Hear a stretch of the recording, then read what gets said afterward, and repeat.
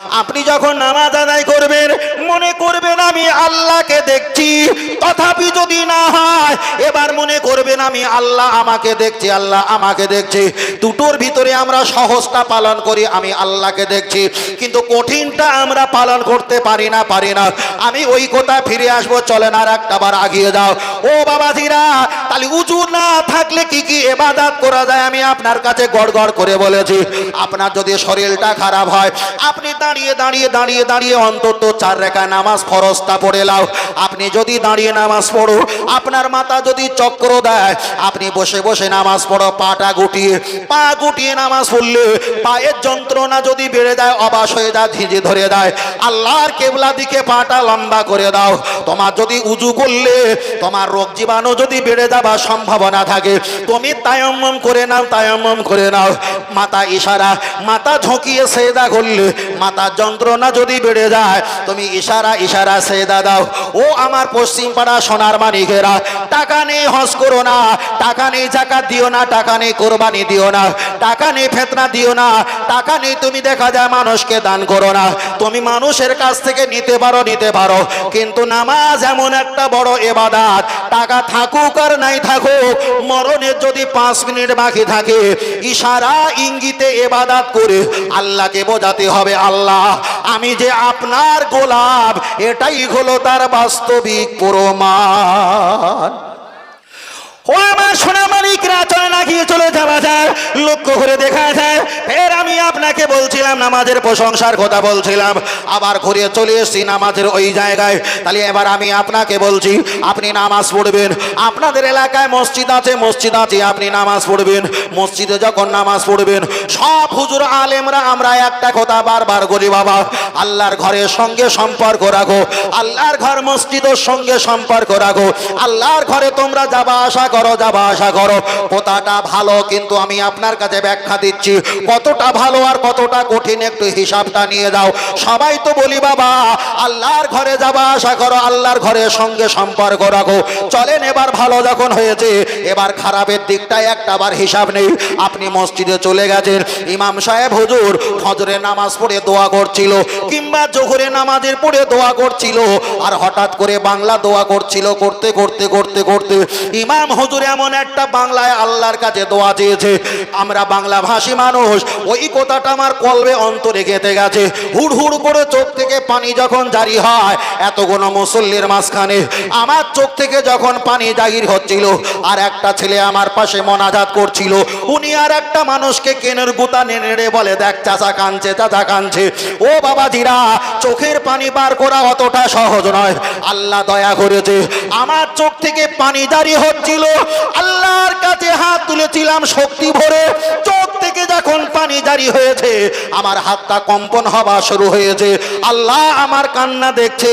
এলাকায় এমন কিছু ফসকে নামাজি আছে, ওরা কেনর গুতা মেরে আপনার কান্না বারবার মানুষকে দেখাচ্ছে। আপনি যে আল্লাহর সঙ্গে কাঁদছিলেন, ওদের অত্যাচারে আপনার কান্না বন্ধ হয়েছে না হয়নি? তাহলে মসজিদে কিন্তু লাভ হয়েছে না ক্ষতি হয়েছে? লাভ হচ্ছিল, হতে বন্ধ হয়ে গেছে।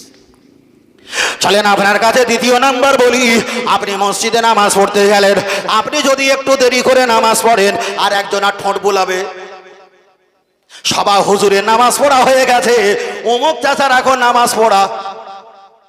আপনি যদি আবার তাড়াতাড়ি নামাজ পড়েন, আবার একজন ইশারা করে বলবে, কি দরকার ছিল, কাজ করছিল, ভালো ছিল, মসজিদে আসলো আর কি রাকাত পড়ে আবার বসে বলল। তাহলে মসজিদ গীবত করা জায়গা নয়, ওখানে সবাই সমান, ওখানে আবাল বনিতা, ছোট বড়, দরমিয়ান, কিশোর কিশোরী, কি ধনী ধনাঢ্য, অসহায়, দুর্বল, আক্রান্ত, সমস্ত মানুষ আমার আল্লাহর কাছে এক। ও বাবাজিরা, এখন চাচাজি দেরি করে নামাজ পড়লে ওটা হয় সমালোচনা, আবার যদি তাড়াতাড়ি নামাজ পড়ে নেয় ওটাও হয় সমালোচনা। ও বাবাজির, আমি আপনার কাছে তৃতীয় নাম্বারে বলছি, এখন বাজে কয়টা? এখন বাজে 12টা 17। আপনাদের মসজিদ আছে, হিসাব করে দেখতে পাওয়া যায় আপনাদের পশ্চিম পাড়ায় এমন নাও হতে পারে, কিন্তু অধিকাংশ মসজিদে এসার পরে তালা লাগিয়ে দেওয়া হয়। আমি যে মসজিদে রাতের বেলা গিয়ে কাঁদবো, ওই মসজিদে তালা লাগানো আছে।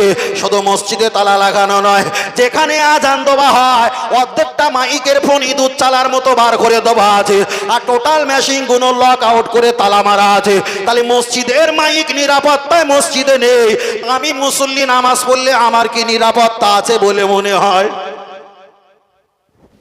ওই সবাই বলে না মসজিদের সঙ্গে সম্পর্ক রাখো, এ কথা তো আমরা বহু হাজারবার শুনেছি, এবার আমি একটু বেঁকিয়ে দিচ্ছি। ওটা তো শুনেছি, এটা তো শোনা হয়নি, এটা একটা শুনি, তারপরে দুটো ভাগ করে হিসাব করে দেখবো এখন মসজিদ থেকে একটু লুকাবো না মসজিদে বেশি যাবো। এক সময় আমি যখন পড়তো ইমামতি করতাম, তা একটা মুসল্লি আমারে বলেছিল, বয়স্ক, তা বলে খোকা তুমি যখন দোয়া করো কাঁদো না কেন? আমরা কাঁদি। তা আমি কিছু বলিনি। এরকম ফের 2-4 সপ্তাহ চলে যায়, আমারে বলে এই হুজুর কাঁদে না, আমরা সবাই কাঁদি, হুজুর কাঁদে না।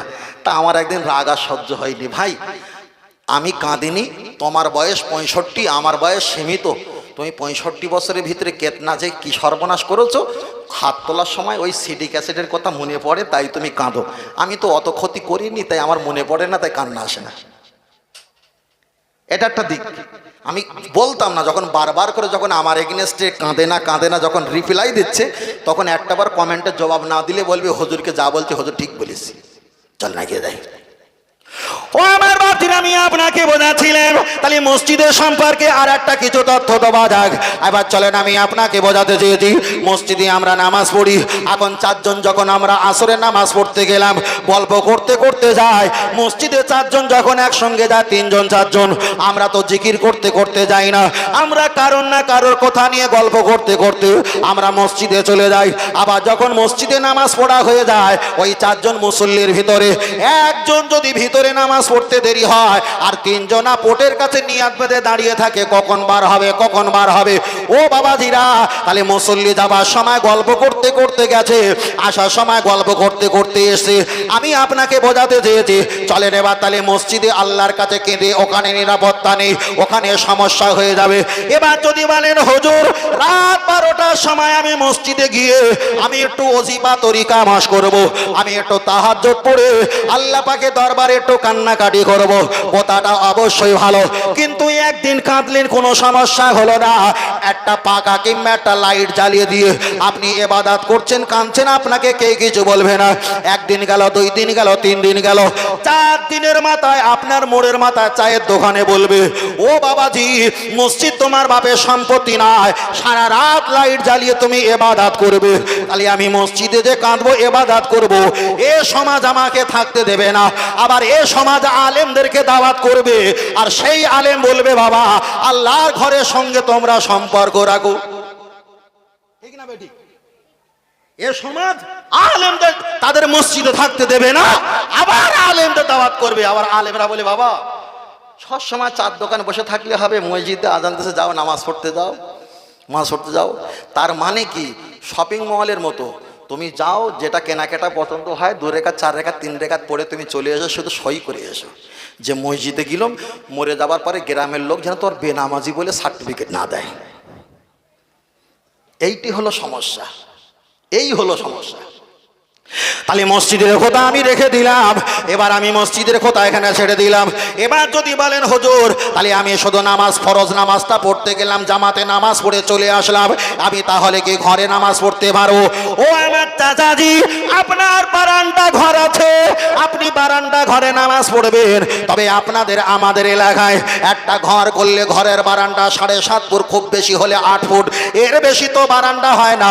আপনি যখন বারান্দা নামাজ পড়বেন, একদিকে আপনার নাতি পোতা চিল্লা চিল্লি কান্না খেলনার আওয়াজ, অপরদিকে বৌমা হাঁড়ি কুড়ি বাসন কোটারির আওয়াজ, অপরদিকে বাড়ি পরিবারের সংসারের কথাবার্তা বলার আওয়াজ, এতগুলো আওয়াজ নিয়ে আপনি যখন বারান্দায় ইলা শাহমাদি উদুনাইহি আপনি যখন তাহারিমা বেঁধে নামাজ পড়বেন, এতগুলো সংসারে ফ্যামিলি চিল্লা চিল্লি কথার আওয়াজ আপনার কানে আসবে, আর ওই কানে এতগুলো আওয়াজ দিয়ে বারান্দায় নামাজ পড়ে আল্লাহ আর নবী পাওয়া সম্ভব হবে না, হবে না, হবে না।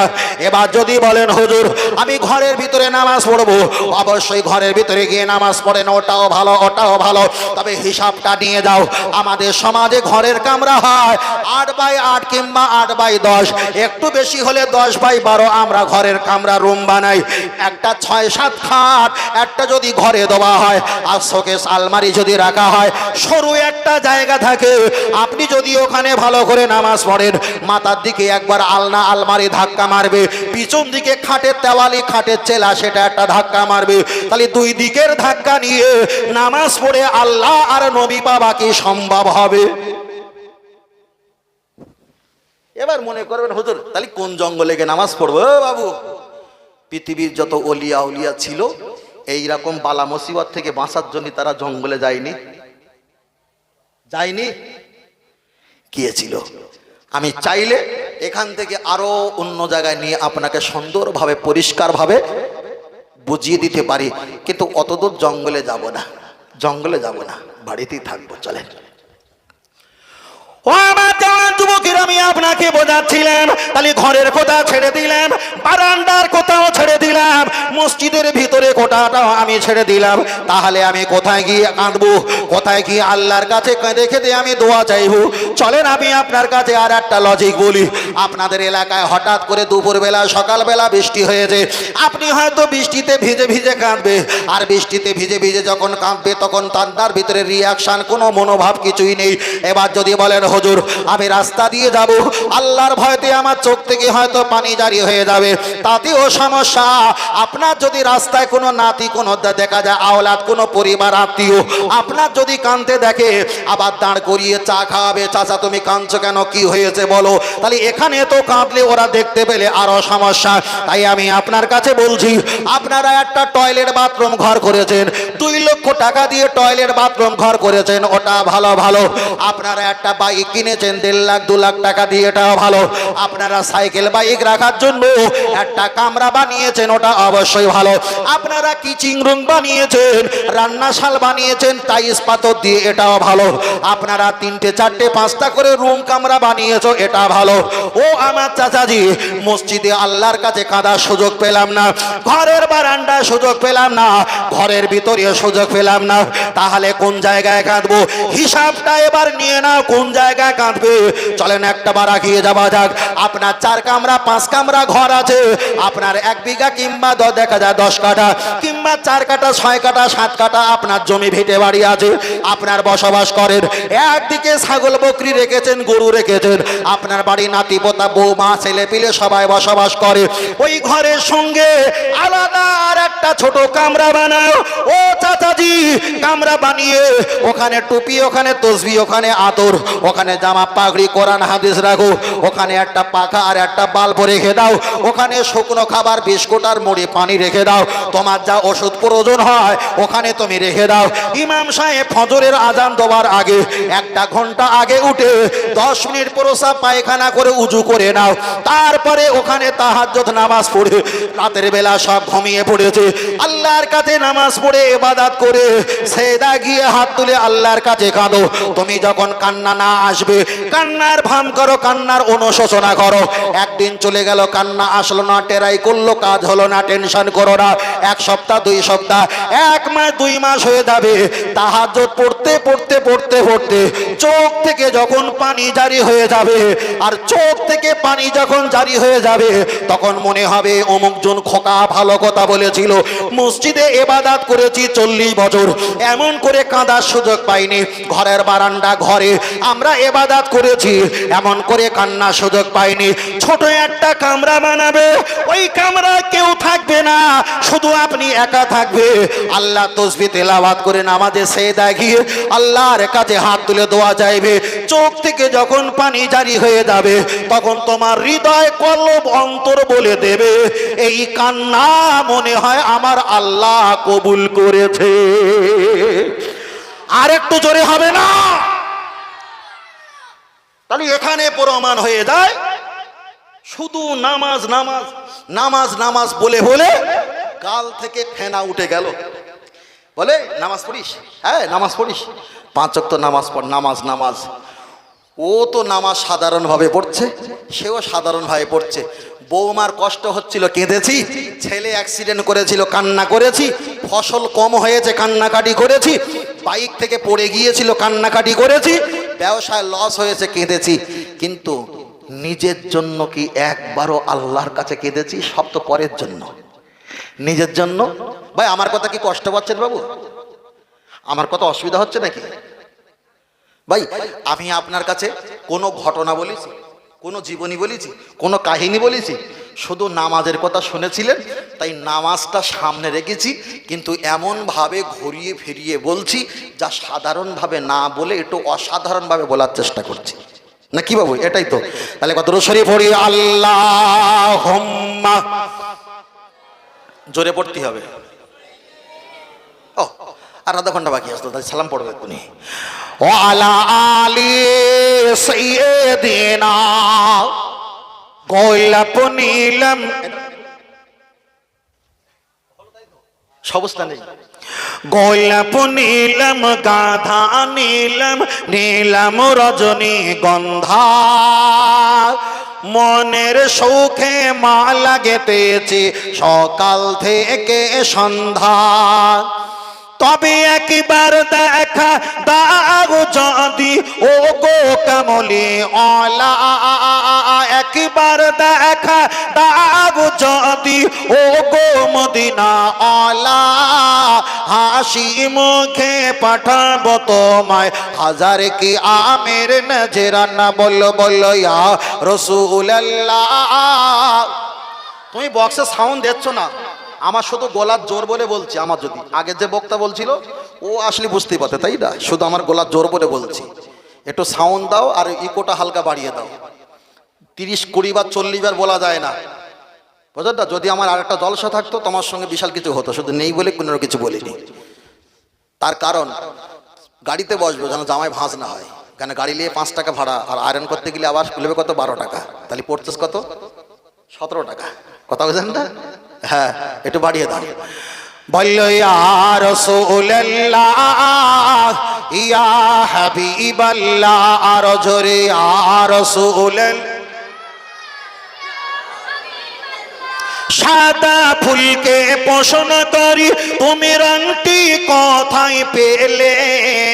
নূর নবীজির নূরানি দাঁত সাদা ছিল বলে। সুবহানাল্লাহ। আর একটু জোরে বলেন, আর একটু জোরে হবে না? হলুদ ফুলকে পোষণ করি তুমি রংটি কোথায় পেলে? মায়ার নবীজির নূরানি চেহারা হলুদ ছিল বলে। তাই সাদা হলুদের দোকান থেকে তুলে গেঁথেছি মালা, সুযোগ পেলে দাঁড়িয়ে পাঠাবো হাজার কি আমের নজরানা। তবে একবার দেখা দাও যদি ও গো কামলি ওয়ালা, একবার দেখা দাও যদি ও গো কামলি ওয়ালা, হাসি মুখে পাঠাবো তোমায় হাজার কি আমের নজরানা। বলো বলো ইয়া রাসূলুল্লাহ। বাহ, আর জোরে ইয়া রাসূলুল্লাহ। লাল ফুলকে পোষণ করি তুমি রংটি কোথায় পেলে? নূর নবীজির নূরানি রক্ত লাল ছিল বলে। সবুজ রঙকে পোষণ করি তুমি রংটি কোথায় পেলে? জান্নাতি ঘুরে নারীর পোশাক সবুজ থাকবে বলে। তাই সবুজ লাল সাদা হলুদ সবুজের দোকান থেকে তুলে গেঁথেছি মালা, আখিরি দোয়ার আগে দাঁড়িয়ে পাঠাবো হাজার কি আমের নজরানা। তবে একবার দেখা দাও যদি ও গো কামলি ওয়ালা, একবার দেখা দাও যদি ও গো মদিনা ওয়ালা, হাসি মুখে পাঠাবো তোমায় হাজার কি আমের নজরানা। বললো বললো বললো বললো ইয়া রাসূলুল্লাহ। আর জোরে ইয়া রাসূলুল্লাহ। নারে তাকবীর। আল্লাহ কবুল করেন, বলেন আমিন। আর একটু জোরে হবে না? আর একটু জোরে হবে না? তবে যারা বসে আছে এরাও মারা যাবে, যারা দাঁড়িয়ে আছে ওরাও মারা যাবে, আমরা যারা ছড়িয়ে ছিটিয়ে আছি আমরাও মারা যাব।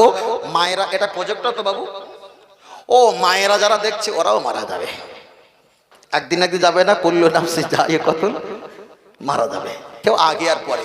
তবে মায়েরা বেশি তাড়াতাড়ি মারা যায় না আমরা তাড়াতাড়ি মারা যাই? আমরা তাড়াতাড়ি যাই।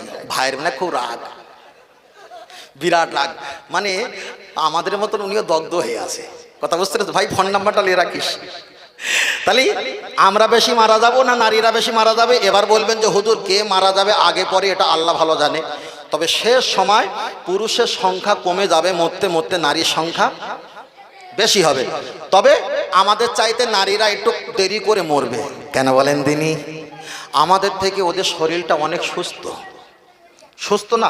আপনারা ভ্যান চালাও, গাড়ি টানো, গালে পান একটু কিছু খাদ্য রাখো, হার্টের ক্ষতি হয়। কোদাল কোপাও, নিরেন টানো, হার্টের ক্ষতি হয়। গালে কিছু দিয়ে কথা বলো, হার্টের ক্ষতি হয়। হয় না? হয়। দুপুরে ভাত খাচ্ছ 3টায়, আবার রাতের ভাত খাচ্ছ রাত 11টায়, সকালের ভাত খাচ্ছ বেলা 11টায়, এমন হয় না? হয় না? তা আমাদের যেখানে এইরকম খাবার হয়, কিডনির জায়গায় ফুলকো চলে গেছে, প্রস্রাবের থলির জায়গায় লিভার চলে গেছে। ঠিক আছে বলে মনে হয়? ঠিক নেই, শুধু চেন নেই বলে খুলে দেখাতে পারি না। তবে আমাদের চাইতে মায়েরা অনেক ভালো, শক্তিশালী। আলহামদুলিল্লাহ, খাচ্ছে দিচ্ছে, গাঁটা গাঁটা চেহারা হচ্ছে, আলহামদুলিল্লাহ। আবার যদি ওদের একটু রোগ হয় 1 আনা, একটু বাহানা করে 12 আনা, একটু বাহানা করে। তা যাই হোক, আমি ওদের খারাপ বলছি না, কারণ আমার অশনে তো, আর আমি কারোর বিরুদ্ধে কিছু বলতে চাইনি। তবে আমাদের আগে মহিলারা বেঁচে থাকবে, মহিলাদের আগে আমরা মারা যাব অধিকাংশ পুরুষ। তার কারণ যে ফাও খায় সে বেশি দিন বাঁচে না, যে খেটে খায় সে বেশি দিন বাঁচে। একটা যুক্তি, সবকিছু আল্লাহ এটা ঠিক আছে।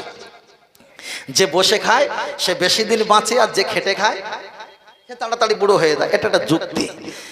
তাহলে মায়েরা ফাও খায় না আমরা ফাও খাই? মায়েরা খায়, মায়েরা। প্রথম হসপিটালে নিয়ে গেছি, হসপিটালে নিয়ে গিয়ে হসপিটালে ওখানে যাবার পর প্রেগনেন্ট অবস্থা নিয়ে যাবার পর আল্লাহকার একটা মেয়ে সন্তান, কি ছেলে সন্তান, মেয়ে সন্তান হয়েছে। পাল্লায় ওজন করেছে 3.5 কেজি কিংবা 4 কেজি, 4.5 কেজি ওজন। হয় না? হয় না? এখন খরচাটা কার? বাপের খরচা তো, ওই বাচ্চার বাপের খরচা তো, স্বামীর খরচা। স্বামী টাকা পয়সা বগল দাবা কেটলি ভরে নিয়ে গেছে, কেটলি ভরে চাইছে, শুধু খসখস করে মাল খসাচ্ছে। তাহলে 2.5 কেজি ওজন, 4.5 কেজি ওজনের বাচ্চা কার আয় খাচ্ছে? বাপের আয়। বাপের আয় খেতে খেতে 10 বছর 15 বছর হয়ে গেল, হঠাৎ করে বাপ মারা গেল। বেঁচে আছে কে? বড় ভাই। বড় ভাইয়ের গোলা জড়িয়ে বলছে, আহা তুমি আমার বাপ। ভাই দেখলো বাপ মারা গেছে, তা বাপের ভূমিকা আমি বড় ভাই পালন করি। এবার কার কাঁধে বসে বসে খাবে? বড় ভাইয়ের কাঁধে বসে বসে খাবে। আদরের বোন যা খাবিয়েছিল বাপ, তাছাড়া বেশি খাবে। কেন? বাপ হারা, যদি রাস করে কাঁদবে, কষ্ট পাবে। তারপরে যখন ভাই দেখলো যে আমি অপারক হয়ে যাচ্ছি, বোনটা বড় হয়ে যাচ্ছে, নাদুস নুদুস একটা নাটা মল্লিকের মতো গত ছেলে দেখে তার সঙ্গে বিয়ে দিল। তাহলে বোনটা এবার কার কাঁধে গিয়ে খাবে? স্বামীর কাঁধে। স্বামী তো যা আনবে সব আলমারিতে রাখবে, কিন্তু আলমারির চাবি কিন্তু স্ত্রীর কাছে। স্বামী যদি বুড়ো হয়ে যায়, যদি স্ত্রী থাকে, যদি স্বামী মারা গেলে যদি ছেলে থাকে, এবার ছেলের আয় খাবে। ছেলে যদি মারা যায় নাতির আয় খাবে। তাহলে একটা মহিলা 4.5 কেজি ওজন থেকে বাপের আয়, বাপ মারা গেলে ভাইয়ের আয়, ভাই মারা গেলে স্বামীর আয়, স্বামী মারা গেলে ছেলের আয়, ছেলে মারা গেলে নাতির আয়। একটা মেয়ে কটা পুরুষের আয় খায়? ওরা দেখছে না ঘুমাচ্ছে তো কি জানি ভাই, 5টা পুরুষের আয় খায়। এবার বলেন ওরা ফকটিয়া খায় না? খায় না? খায় তো। ওরা এত কালপিট, 300 টাকা ধার করেছি ভাই, প্রায় 3 মাস হয়ে গেল, এখনো শোধ করতে পারিনি। কথা বুঝতে পেরেছেন? এই শোধ হবে বলে মনে হয় বিচার আমি আপনাদের কাছে দিলাম, শোধ হবে বলে মনে হয়। তাহলে আমি একা বিপদে পড়িনি, বিপদের ভিতরে অনেক আছে। ও শোধ হবে? ও শোধ হবে না। তবে আমার মায়েরা ভালো। মায়েরা ভালো না? মায়েরা ভালো। আমি আপনাদের এখান থেকে একবার ওয়াজ করতে করতে গিয়েছিলাম, আমার একটা খালামা সম্পর্কে হয় এই আসার পথে। তা খালামা বলছে, কোচি কি খাবি, হাঁসের গোস্ত না মুরগির গোস্ত? না, এটা হাঁসের গোস্ত। শীতের সময় কি পিঠে দিয়ে খায় না? পিঠে দিয়ে। তা আমার বললো ডোব আছে, তা মেয়ে হাঁস খাবে না মদ্দা হাঁস খাবে, তুমি একটু বেছে নাও। তাহলে কোনটা মেয়ে কোনটা মদ্দা আমি তো চিনিনি। তা বলতে কাল থেকে যেন মেয়েদের বিরুদ্ধে ওয়াজ করা না শুনি। তাহলে কেন? বলে মেয়ে মদ্দা তুমি চিনতে পারো না, তুমি হুজুর হয়েছো। একদম খালামা ডোব খুললো, পাটা খুললো, একটা হাঁসের লেজ ধরে টানছে, প্যাঁক প্যাঁক প্যাঁক করে জোরে জোরে চিল্লাচ্ছে, এটা হলো মেয়ের আওয়াজ। আর একটা হাঁস টেনেছে, ফ্যাঁস ফ্যাঁস করে না, গলাটা মোটা না, ওটা হলো মদ্দা। তাহলে আমি তো জীবনে জানিনি, আমি সেখান থেকে মেয়েদের বিরুদ্ধে বলা ছেড়ে দিয়েছি যে আমার হাঁস খাওয়া বন্ধ হয়ে যাবে। কথা বোঝেন না? অনেক কথা বলেছি। 42, 45, 43, 80 একটু সালাতো সালাম পাঠ করি বাবু, 80 একটু সালাম পড়ি না? সালাম পড়েন না? হ্যাঁ, একটু কোনো কথা বলি।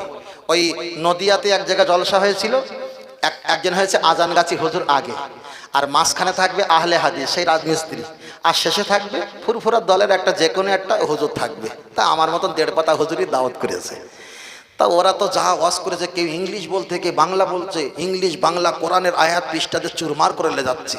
আর আমার এই একটা আল্লাহকে দেখো না, আল্লাহ তোমাকে দেখছি, এই ওয়াজ আমার 2 ঘন্টা হয়ে যাচ্ছে।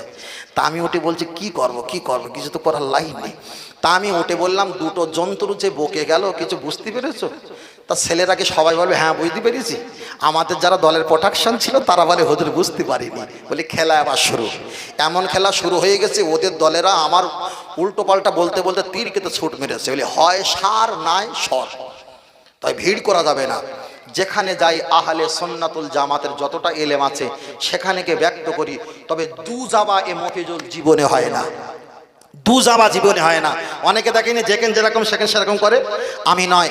হাওড়া, হুগলি, মেদিনীপুর, 24 পরগনা, পুরুলিয়া, বাঁকুড়া, দিনাজপুর, আহমেদাবাদ, নাগপুর, কানপুর, শিলচর, গুয়াহাটি, তেজপুর, আসাম, ত্রিপুরা, যেখানেই যাই আমি অদম গুনাহগার, বুক চিতিয়ে আঙুল উঁচু করে একটাই কথা বলি, আল্লাহর ইবাদত, নবীর মোহাব্বত, কোরআন তেলাওয়াত, মা বাপের খেদমত, মাজার জিয়ারত, খোদার কসম একটাই দল জান্নাত, ওই দলটার নাম হলো আমাদের দল আহলে সুন্নাত ওয়াল জামাত। তুই পারিস থাক, না হলে দূর হয়ে যাও। অর্ধেক টাকা লওয়া হয়ে গেছে আর অর্ধেক বাকি আছে। ঠিক এইভাবে কথাবার্তা। তাহলে যারা বিরোধী আছে তারা আমার কমেন্টে কি চুমু খাবে? চুমু খাবে? তাই বলেছি ইস্তেকামাত, ইস্তেকামাত, ইস্তেকামাত থাকতে হবে। হুজুর বাড়ির এলাকায় বিশাল বড় মস করে, কিন্তু বাইরে গিয়ে হুজুর পুরো কচু। কিন্তু না, বাপের 2টো সন্তান, একটা হলো ওমর ফারুক, একটা হলো হযরত সিদ্দিক আবু বক্কর। একটা ছিল নরম, একটা ছিল গরম। ঠিক না বেঠিক? নরমের দিন চলে গেছে, ওমর ফারুক হুজুর গরমের সময় আসতে হবে না? আসতে হবে। আরে কিছু জানি আর না জানি, আমাদের কি মুখ আছে? মুখ কি বন্ধ হয়ে আছে? মুখ দিয়ে ঠেলবো। সুপারির দাম, সুপারি কেজি 700 টাকা, খেজুর আটি দিয়ে পান খাবো, তা বলে কি পান খাওয়া বন্ধ হবে? কথা বোঝেননি? যদি যখন দেখবো যে হেরে যাচ্ছি, তখন ওঝা বলে মানবো না, শিং দিয়ে ঠেলবো। কথা ঠিক না বেঠিক? ওই ঠেলে ঠেলে নিয়ে যাবো। বাপ কা বেটা সিপাহি কা ঘোড়া বহু জ্যাদা নেই হোতা তা থড়া থড়া হোটা। দাদা হুজুর বসিরহাট আল্লামা হুজুর সৌদি আরবে 4.5 ঘন্টা ওয়াজ করে আসে, তা আমরা কি 4.5 মিনিট পারবো না? পারবো না? তাই বারবার করে একটা কথা বলি, পৃথিবীতে সবচাইতে বড় আপন করবে তাকে যার ভিতরে নবী আছে। তাকে যদি আপন করো, টুপি আসবে, পাগড়ি আসবে, জুব্বা আসবে, নবী আসবে, আল্লাহ আসবে, জান্নাত আসবে। আল্লাহ মানলে নবী মানা নয়, বরং নবী মানলে আমার আল্লাহর সব হুকুম মানা হয়ে যায়। জোরে বলেন, আর একটু জোরে হবে না? শেষবারের মতো কবরে যাই, কবরে গিয়ে প্রশ্ন করবে কটা? কে বলেছো খমচা 5টা, কে বলেছো রুবা 4টে। তা আমরা সুবিধাবাদী, আমরা 3টে ধরি। 3টে, কিছু হোক আর না হোক 3টে ধরি। প্রথম জিজ্ঞেস করে মার রব্বুকা, তোমার রবকে? আমরা বলি মান না, ওটা হবে মার রব্বুকা, তোমার রবকে? আমার রব হলো আল্লাহ। আল্লাহকে আল্লাহ বলার পর আল্লাহ কি কবরে এসে সাহায্য করবে? ফারেস্তা মুগুলিয়ে থাকবে। দ্বিতীয়বার জিজ্ঞাসা করবে আমা দীনুকা, তোমার দিন কি? ইন্না দীনা ইনদাল্লাহিল ইসলাম। বলার পরে ফারেস্তা চলে যাবে না থাকবে? থাকবে। তাহলে আল্লাহ বলেছি, দিন বলেছি, 3টের ভিতরে 2টো হয়ে গেছে আর একটা বাকি আছে, ফারেস্তা যাবে না? কেন যাবে না? তুমি আল্লাহ বলেছো। ফেরাউনও বলবে আমার রব হলো আল্লাহ, ইবলিসও বলবে আমার রব হলো আল্লাহ। তাহলে তোমরা যদি জান্নাত দেই, ও চশম খরগুনো জান্নাত পাবে। ঠিক না বেঠিক? হ্যাঁ, তুমি যেবে তারপরে বলেছি ওমার দিন ওকা, তোমার দিন কি? ইসলাম। এটা বলার পর জান্নাত নেই। যারা আহলে হাদিস আছে, লামোজাবি আছে, প্রেম ভাজা, সরিয়া, গাহমারি, হাতিয়াড়া, প্রেম ভাজা, নেড়া ফকির, যত রকমের দল আছে, তারাও বলবে আমরা আল্লাহকে মেনেছি, দিনকে মেনেছি। কাদিয়ানিরাও আল্লাহকে মেনেছে, দিনকে মেনেছে, কিন্তু মানেনি কাকে? নবীকে। তাহলে আল্লাহর পরে দিনের নাম আছে, আল্লাহর পরে কার নাম থাকা দরকার ছিল? নবীর নাম। নবীর নাম সরিয়ে দিনের নাম দিয়েছে। পরীক্ষায়, ফাইনাল পরীক্ষা প্রথমে হয় না, শেষে হয়। শেষে প্রথমে আল্লাহকে মানো, হ্যাঁ ওটা টেস্ট পরীক্ষা, বললেও ফারেস্তা থাকবে, না বললেও ফারেস্তা। দ্বিতীয় নাম্বার পরীক্ষা তোমার দিন ইসলাম, ও বললেও ফারেস্তা থাকবে, না বললেও। আর ফাইনাল পরীক্ষা লাস্টে আমার নবী কত আমার নবীকে তাবলীগ জামাতের একজন বড় হুজুর হাজী এমদাদুল্লাহ মাহাদারি মাক্কি তিনি বলেছেন ওমা কুনতা তাকুনু ফি হাক্কি হাদার রাজুল, কবরের ভিতরে জিজ্ঞেস করা হবে তোমার নবীকে, আমার নবী তখন কবরে এসে দাঁড়িয়ে যাবে, আপনি দেখিয়ে দেবেন হাজা মুহাম্মাদুর রাসূলুল্লাহ, ইনি হলো আমার নবী। তাহলে কবরে আল্লাহকে বলে জান্নাত নয়, দিনকে বলে জান্নাত নয়, নবীকে চিনলে দিন আর আল্লাহ চেনা হয়ে যায়। জোরে বলেন, আর একটু জোরে হবে না? আসি, লম্বা নয়, সালাতো সালাম পাঠ করব, আর বেশিক্ষণ স্কুলে বিরিয়ানি আবার টক হয়ে যাবে, ঠিক না বে ঠিক? আসি, একটু সালাম পড়ি। ইয়া নবী সালাম। থাক বাবু, একটু ভেতরে আসো, সকলে একটু আসো, দোয়া করব, অসুবিধা হবে না বাবু, আসো আসো, আপনারা একটু আগিয়ে আসেন বাবু, একটু আগিয়ে আসেন ভাই, একটু আগিয়ে দেন, একটু আগিয়ে দাও। নারে তাকবীর, ওইরাম তাকবীর দিচ্ছে শোনা। হ্যাঁ, এসব বাড়ি এক একটা অ্যাটম বোম। একটু আগিয়ে আসো, আসবে না, মাঝখানে ফাঁকা আছে, অসুবিধা হচ্ছে? তাকবীর, নারে তাকবীর, একটু আগিয়ে আসো শোনা ভাই, নারে তাকবীর।